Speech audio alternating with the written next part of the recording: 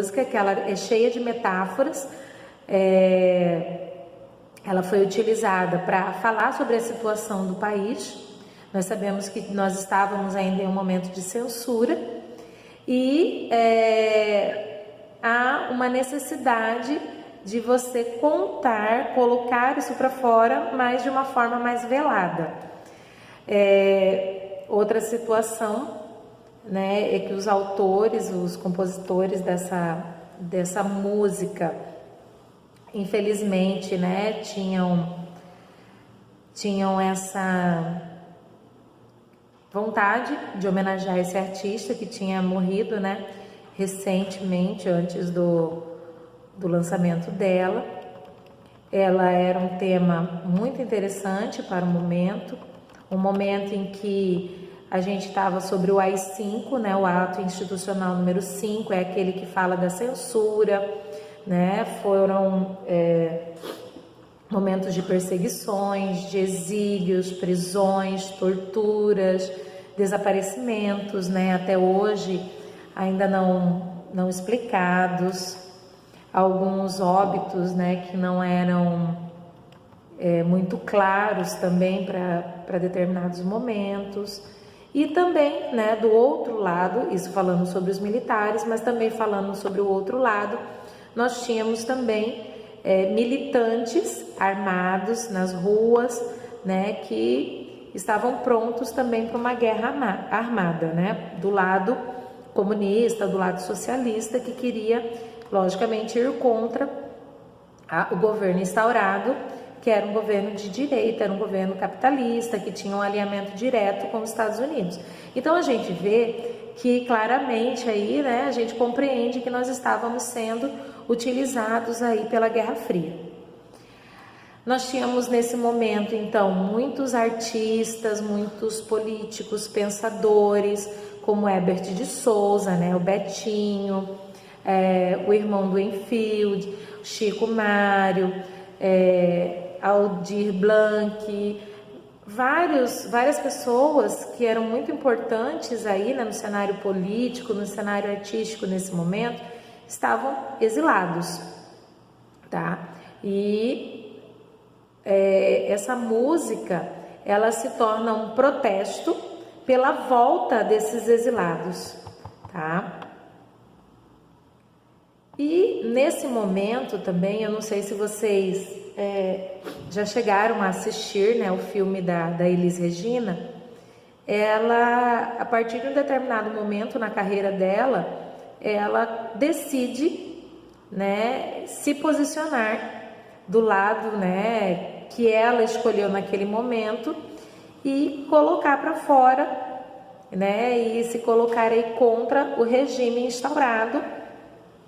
Ela se apaixona pela letra da música, acabou informalmente, né, se tornando aí, como eu disse para vocês, o hino à anistia. E ela cita, né, em uma entrevista que ela acreditava que a música poderia ser um empurrãozinho a mais, né, para a anistia.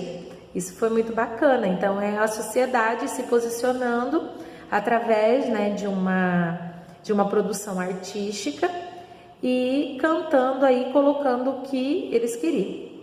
Então alguns trechos dessa música, eles são muito importantes. Por exemplo, caía a tarde feito um viaduto, e o bêbado trajando o luto me lembrou Carlitos. A letra começa com um tom de desesperança, né? Então aí tá tudo escuro, eles não veem, né, uma luz se apresentando, infelizmente, no fim do túnel. Então era realmente como se eles estivessem sentindo um luto nesse momento. Além disso, né, fala diretamente de Carlito, que representava, né, no filme Tempos Modernos, a classe trabalhadora, sofrida, né, que era mais afetada pela situação. Lua tal, qual a dona do bordel, pedia a cada estrela fria um brilho de aluguel.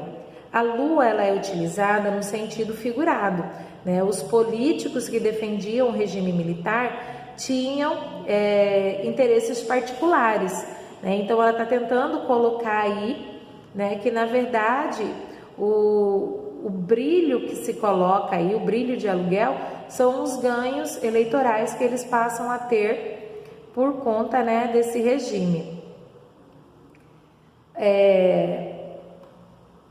Fala também de uma cafetina, né? Desculpem pela palavra, mas na letra ela quer dizer os políticos que acabam se aproveitando, né, do regime para tirar proveito próprio, tá? Isso explorando o povo. E as nuvens lá no mata-borrão do céu chupavam manchas torturadas, que sufoco louco.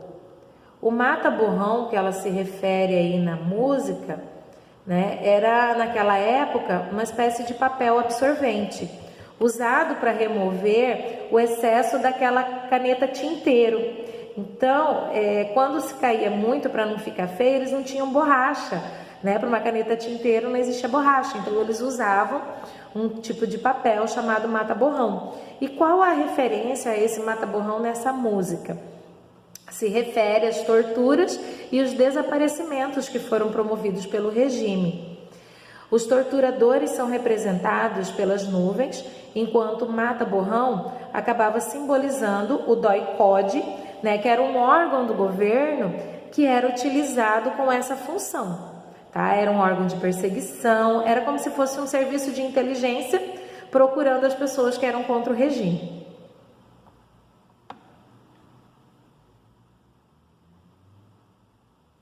Durante esse período era muito comum, né, haverem pessoas eliminadas pelo regime, e para que isso não ficasse muito de forma aberta, acabavam ocorrendo algumas formas, situações para justificar e para abafar essas mortes. Quando a gente fala, por exemplo, sobre Vladimir Herzog, ele teve o seu corpo exumado há pouco tempo, ele foi uma vítima, né, desse momento aí de regime militar.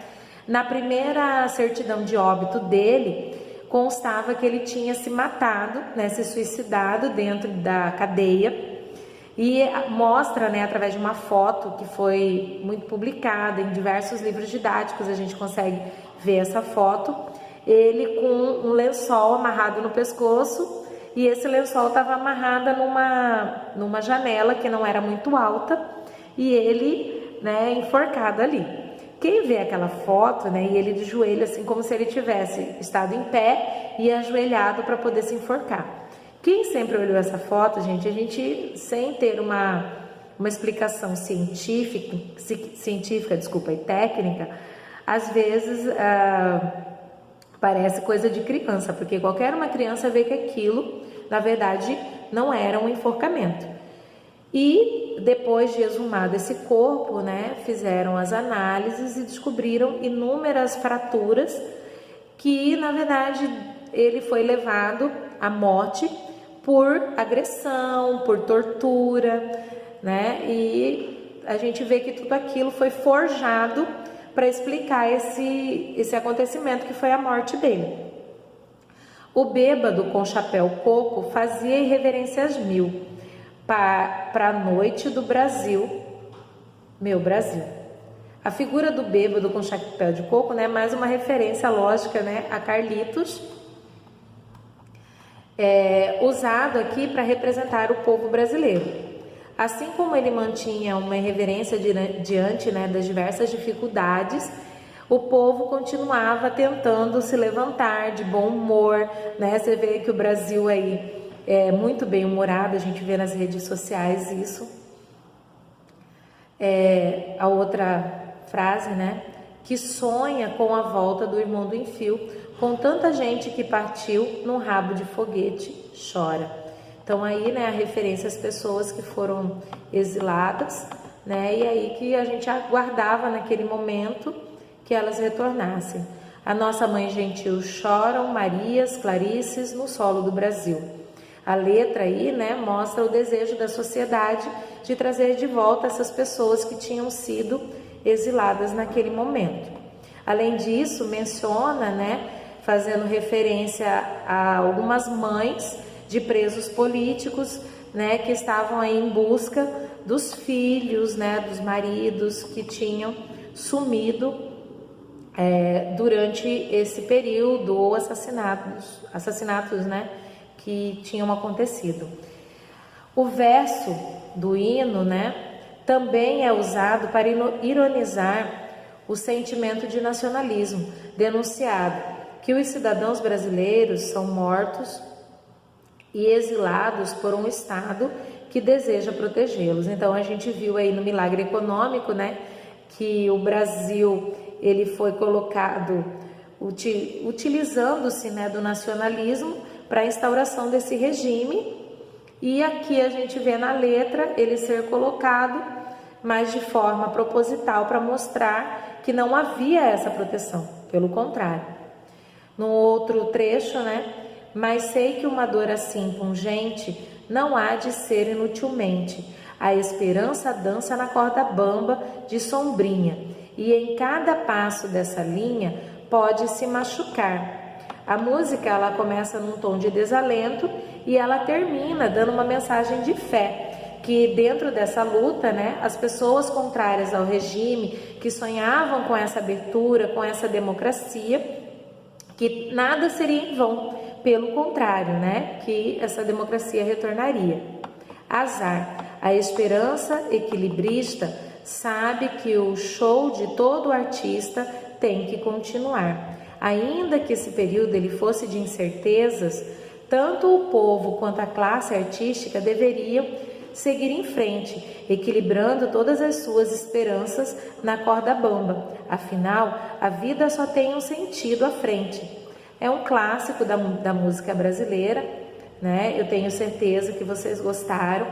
Eu gostaria que vocês passassem, né, a analisar as letras das músicas, tá? Acabando fazendo uma crítica, né, à produção atual, que vocês passassem a ouvir, tentando compreender, né? Nós ainda estamos em momentos de produções, que as nossas produções culturais elas sejam realmente reflexo, né, de algo pensado, de algo importante. Gostaria de deixar aqui para vocês, né, uma mensagem que vocês tenham fé, tenham esperança. Tudo isso vai passar, tá? É um momento histórico que a gente está vivendo. Todo momento histórico, ele fica, né? Ele vai entrar daqui a uns tempos aí nos novos livros didáticos. Ele vai ter uma análise, né, do que aconteceu com a sociedade, qual foi o posicionamento político, e vocês estão vivenciando tudo isso. Como eu falei para vocês, pandemia, né, nós já tivemos, o Brasil passou por uma muito forte, né, que foi a gripe espanhola, e saímos, né, daquela pandemia. Logicamente, agora é uma coisa em nível muito maior, né, a globalização faz com que até mesmo, né, esses vírus, doenças acabem sendo propagados, mas que a gente tenha fé, né, que a gente procure aí forças. Eu não quero misturar as coisas, mas que a gente procure as forças para lutar contra. É um momento de reflexão, de muito estudo, de muito aprendizado, que vocês estejam aproveitando, tá? Não deixem de lado, não. O Enem tá aí, a gente sabe que vai acontecer e é importante para a vida de vocês, tá? Tô morrendo de saudade de vocês. Gostaria que vocês estivessem aqui. Um beijo.